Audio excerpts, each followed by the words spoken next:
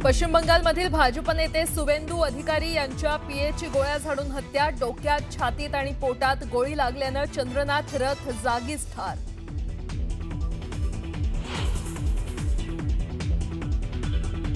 चंद्रनाथ रथ यांच्या हत्येमागे तृणमूल काँग्रेसचा हात असल्याचा भाजपचा आरोप। अभिषेक बॅनर्जींच्या कार्यकर्त्यांकडून हत्या, भाजपचा दावा। भाजपच्या आरोपानं खळबळ। वंदे मातरम गीताला मिळाला राष्ट्रगीताच्या बरोबरीचा दर्जा। मोदी कॅबिनेटनं प्रस्तावाला दिली मंजुरी। वंदे मातरमचा अपमान करणाऱ्यांना होणार जेल।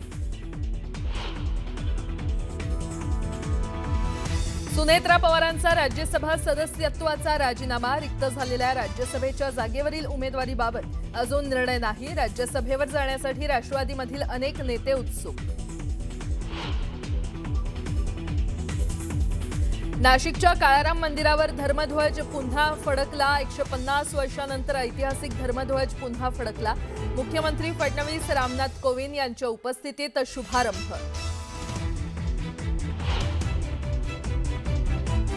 प्रशासक राज असलेल्या गोकुळ दूध संघाची निवडणूक 90 दिवसात घेण्याचे आदेश। सुप्रीम कोर्टाचा अत्यंत महत्त्वाचा निर्णय।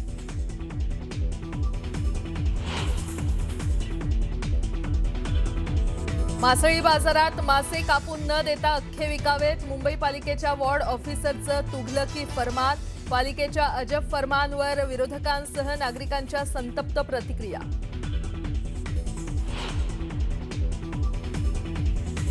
आणि ऑपरेशन सिंदूरला आज 1 वर्ष पूर्ण। भारतीय सैन्याकडून व्हिडिओ जारी। व्हिडिओत लष्कराच्या शौर्यजनक कामगिरीचा उल्लेख।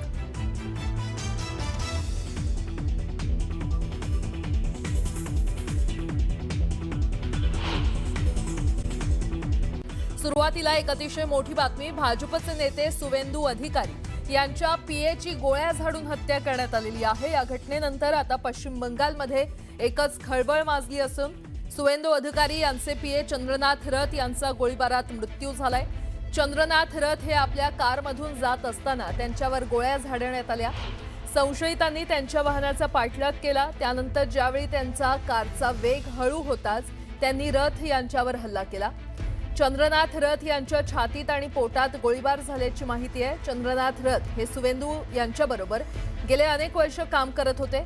अधिकारी यांच्या राजकीय समन्वयाचं काम ते पाहत होते आणि रथ यांच्याबरोबर असलेले बुद्धदेव हे या हल्ल्यामध्ये जखमी झालेले आहेत आणि त्यांना रुग्णालयामध्ये दाखल करण्यात आलंय। चंद्रनाथ रथ स्वतः गाडी चालवत होते। हल्ला झाला तेव्हा ते सुवेंदू यांच्याबरोबर नव्हते। तर भाजप नेते दिब्येंदू अधिकारी यांनी या हल्ल्याच्या सीबीआय चौकशीची मागणी केलेली आहे। या संदर्भात पोलीस तपास अधिक माहिती समोर येईल आणि या संदर्भात अधिक माहिती देत आहेत आमचे प्रतिनिधी प्रशांत लीला रामदास आपल्यासोबत जोडले गेलेले आहेत। Prashant, good morning.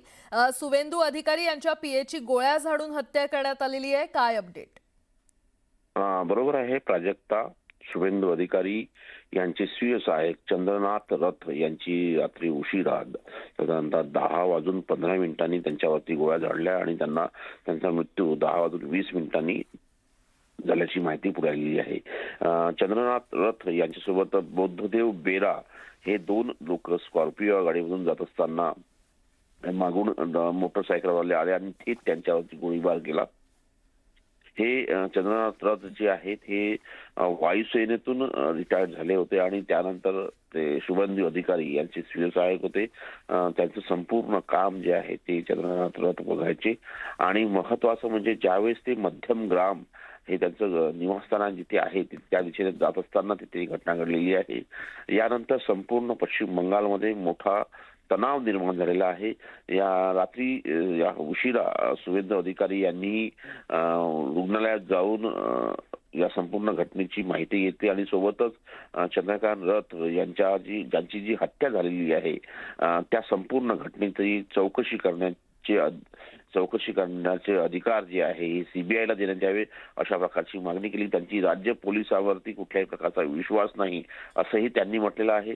महत्वाचं म्हणजे जर बघितलं या सगळ्या घटनांनंतर ज्यानंतर निवडणूक आटोपल्यानंतर टीएमसीच्या कार्यकर्ते असो किंवा भारतीय जनता पक्षाचे कार्यकर्ते असो या दोघांमध्ये तुल्यबळ हल्ले सुरू झालेले आहे आणि त्यामध्येच आतापर्यंत टीएमसीचे 3 आणि भाजपचे 2 अशा कार्यकर्त्यांची हत्या झालेली आहे. त्यानंतर आता शुभेंदू अधिकारी यांच्या स्वीय सहायकाची देखील हत्या झालेली आहे.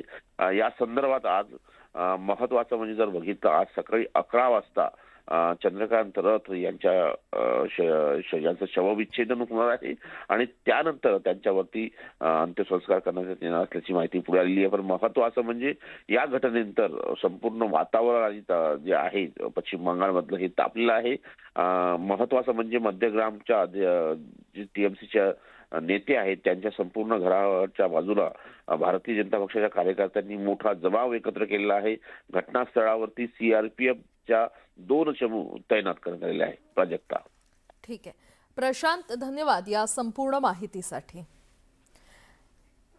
दरम्यान पीए चंद्रनाथ रथ यांच्या हत्येची बातमी मिळताच सुवेंदू अधिकारी घटनास्थळी दाखल झाले. या हत्येची उच्चस्तरीय चौकशी करण्याची मागणी त्यांनी केली आहे. ही हत्या पूर्वनियोजित असल्याचा आरोप अधिकारी यांनी केला आहे. ये प्री प्लान मर्डर है, ये हम लोग का बात नहीं है, पुलिस का डीजीपी का बात है. 2-3 दिन रेकी करके fully pre plan murder, police ने इन्वेस्टिगेशन चालू किया. स्टेट का सीनियर पुलिस ऑफिसर है. हम लोग बहुत पेनफुल हार्ट में ये जो मर्मांतिक हादसा हुआ इसका निंदा करने का कोई भाषा हम लोग का पास नहीं है. दिल्ली से हमारी गृह मंत्री से लेकर राष्ट्रीय अध्यक्ष से लेकर संतोष जी से लेकर सब ने जानकारी लिया है. केंद्रीय मंत्री डॉक्टर सुकांत मजूमदार उन्होंने 4 घंटे तक पूरा जो इंसिडेंट हुआ फैमिली का साथ पुलिस का साथ बात किया है. पार्टी की ओर से ऑनरेबल एमपी पार्टी का जीएस ज्योतिर्मय सिंह महातो जी और कम से कम 20 चुने हुए विधायक सब अपने अपने क्षेत्र छोड़कर ये जो हुआ है इसके लिए परिवार का साथ और हमारी वारकार का साथ रहने के लिए आया है. हम लोग इंतजार करेगा. पुलिस ने कुछ ना कुछ क्लू उनको मिला है, पुलिस ही कार्रवाई करेगा. डीजीपी देख रहा है. एक हमारी आईपीएस हमारी लीडर भारती गिस जी ने पुलिस का जो इन्वेस्टिगेशन और बीएनएस के अंदर क्या क्या हो सकता है वो उसको बारे में जानकारी इकट्ठा करेगा. बंगाल तो जनता भी सुरक्षित नहीं है. ऐसी घटना हुआ है कि बंगाल 15 साल का महाजंगल राज का एक कुफल का नतीजा है. बीजेपी सरकार जब टेकअप कर लेगा एडमिनिस्ट्रेशन तब धीरे धीरे गुंडा को सफाई करने का काम शुरू हो जाएगा.